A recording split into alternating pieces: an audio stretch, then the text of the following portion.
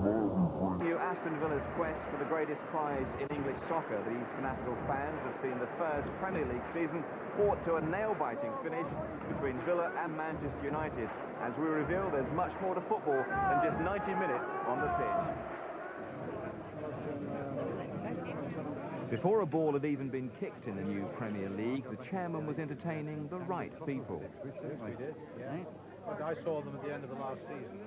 They're not... They're the companies who hire the executive boxes and bring in more than £700,000 a year.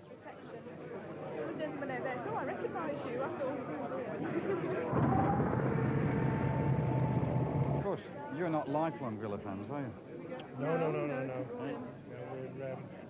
We've inherited it, I think, is the word. You've got to get that claret and blue look about you.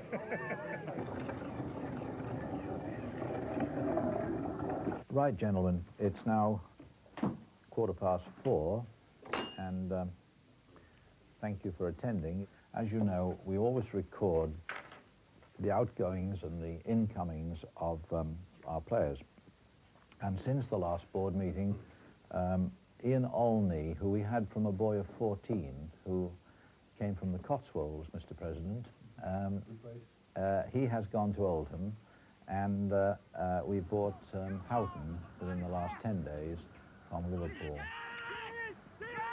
Other than that, it's a case of going on for the procedure for the annual general meeting and who does what. Are we aware of any specific questions that will be asked of the chairman? The only questions we've had notice of are following a meeting with Buck Chin, who's chairman of the Shareholders Association.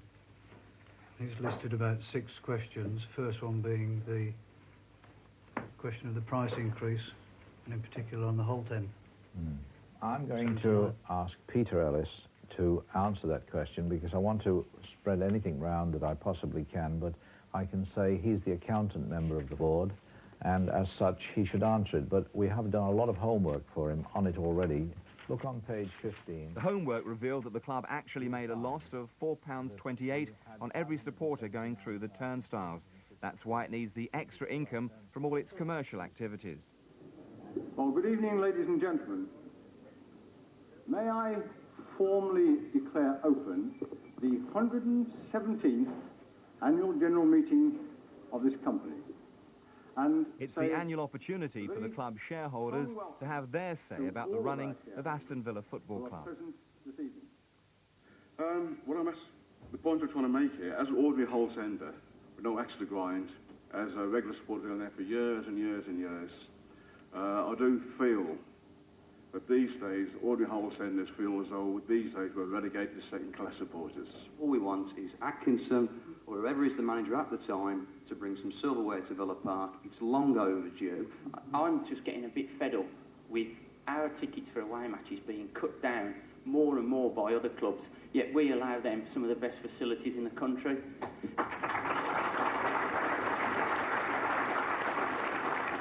What gave me particular satisfaction about last season, I thought we had the makings of a side that looks difficult to beat. And now we go into the forthcoming season, certainly from my point of view, with a lot more, shall we say, optimism, a lot more idea of what my side is capable of, because I think we've got now quite a good group of players. We're not the finished article by a long shot, but we're not the worst in the world, that's for sure.